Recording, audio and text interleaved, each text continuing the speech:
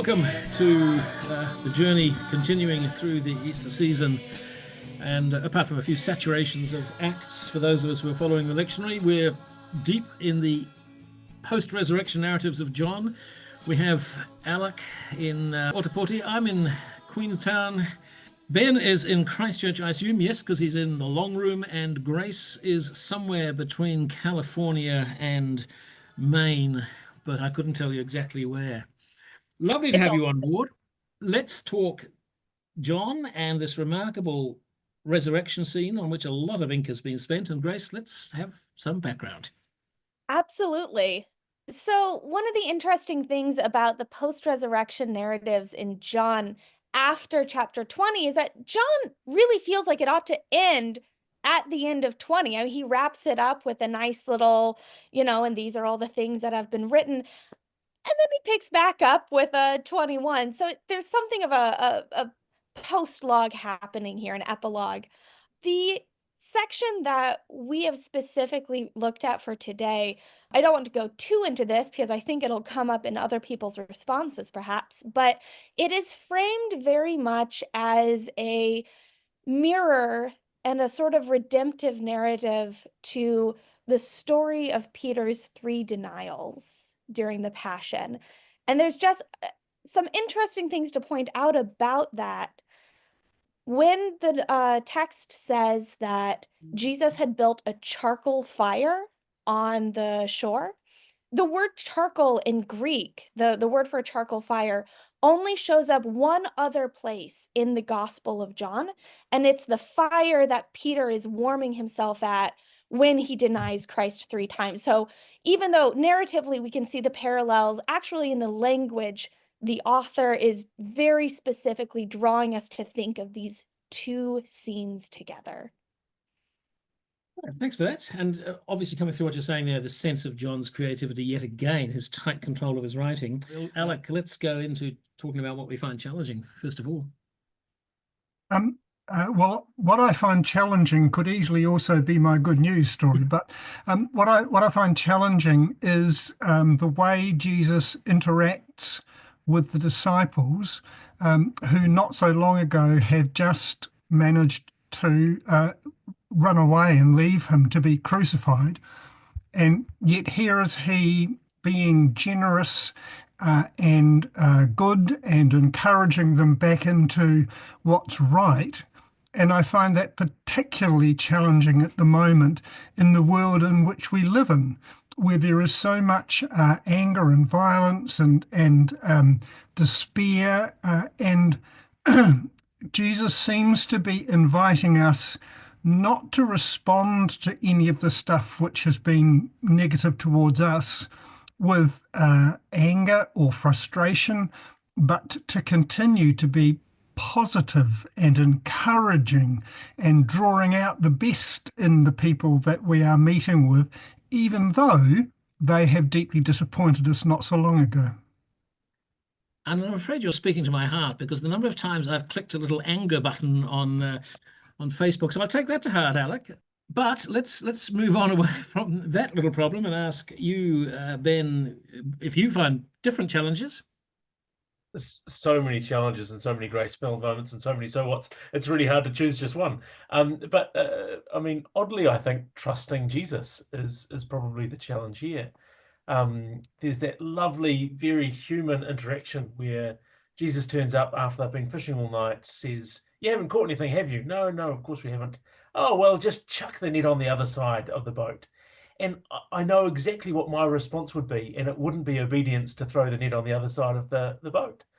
And this is before they're aware that this is Jesus calling to them.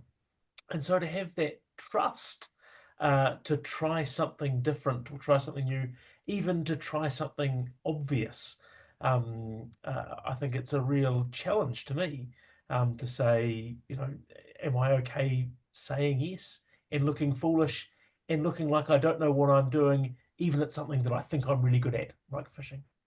Yeah, thanks, Ben. And trust is such a fragile entity, and they really let go and trust. So, Grace, what do you find challenging amongst this? The challenge for me is one that I find in many of the post-resurrection narratives, which is the the question of when and how we recognize Christ when he is right in front of us and when he is, somebody that the disciples hung out with for years and were so close to. And I think about the different stories give us different events and sequences that open the disciples' eyes, but it's different. There isn't a single consistent thing. And this challenge of you cannot reliably assume that you will recognize, no matter how good you are and how close you are, Christ comes to us intentionally unrecognizable. That's powerful, and he does want to slip out of our clutches. That sense of not being pinned down. So, all right, that's a whole lot of challenging stuff. So let's then ask back to you again, Grace. What do you find good news in? For me, my good news comes in that little back and forth between Peter and Jesus at the end. Peter's such a funky guy in the Gospels. Um, he's doing his best out there, and he does seem to be in many stories, in across the Gospels. He seems to be kind of a hands-on guy, He's very practical. He's very straightforward. He doesn't really do the metaphors so well. And there's something to me so sweet and generous about Jesus's commands. They're so straightforward. They're so difficult to misinterpret, and they are things that you do.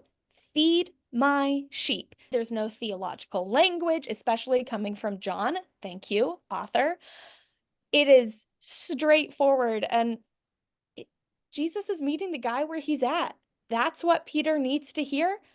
That's what he's got. I think that's wonderful. May we all be so lucky as to receive instructions that match how our brains work.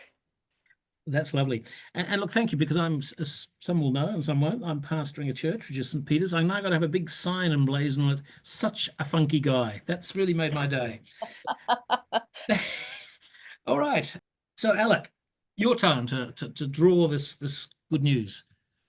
Um, for me, the good news is it notes in the reading that this is the third time since the resurrection that Jesus has turned up with the disciples, and I think for me the good news is that Jesus keeps turning up. And no matter whether they want him to or not, Jesus suddenly is there with them. And in each of the occasions and in all of my experience with Jesus, when Jesus turns up in my life, it's not to tell me what a useless human being I am, though there's plenty of room for him to do that, but he turns up to encourage and to strengthen and to point me again in the direction that we're going in, just in case I've forgotten. And so for me, the good news is that Jesus is constantly turning up. And whenever that turning up occurs, it's eventually to encourage and to support and to redirect me to where we're supposed to be going. Thank you. And yeah, that's heartwarming stuff. Ben, for you, good news? Yeah, I think similar to Alec, that sense of continuing to turn up, and similar to Grace from the background at the start, that there's that constant chance for redemption. But also I think the sort of evolving ministry that Jesus gives Peter a sense of where ministry is going to take him and what's going to be happening in the future, and knowing that things are going to change, but that God is going to be there. Jesus is going to be there in all of those evolving ways in which the journey of Jesus might take him. Evolving indeed. All right, Grace, now let's apply all this lovely notion of so what. Tell me about it. Yeah. Ben, you and I are thinking along the same lines. For me, the so what of this story, thinking about again that parallel with Peter's 3 denials and now another fire, another chance, and these 3 commands, these 3 exhortations of love from Peter. To me, what this says is that our redemption and our second chances are anticipated. Just as Christ knew Peter was going to deny him 3 times, this too was anticipated. There was always going to be another chance. There was always going to be another fire. Love that. Love that. All right. So let's ask you, Ben, where you find an application, a so what. My challenge was to trust Jesus. My so what is to follow, which is where we end the reading today. After all that Jesus has talked about, the feeding of the sheep, it comes back full circle to where it started with this really simple command of follow me. And I think it's helpful to be reminded to keep the main thing the main thing. It's so easy to get so concerned with, the 153 large fish in the net and the feeding of the sheep and and all that is going to happen. But all of that has its root and its source in the following of Jesus. And I was reminded of lovely advice from Bernard of Clairvaux, which I've written down here. The one who is wise, therefore, will see his life more like a reservoir than a canal. The canal simultaneously pours out what it receives. The reservoir retains the water till it is filled, then discharges the overflow without loss to itself. We follow first, and then everything comes from that. I think it's really helpful for me. Beautiful. Thank you. Alec, a final word. Where do you find a so what here? The so what is for me in the challenge that I mentioned before.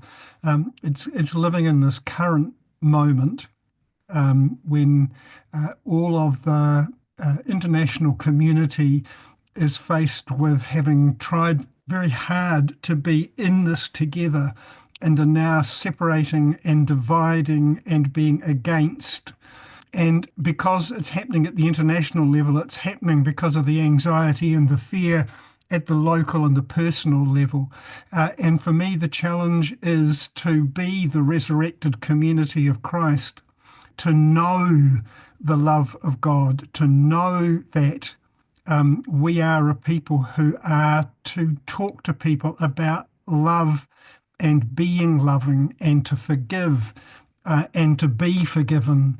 And so for me, that's the application, is that at the moment we have to be, the faith community has to be a place which offers hope and possibility and a future, because our world desperately needs us to do those things at the moment so that we can carry on smiling and living another day.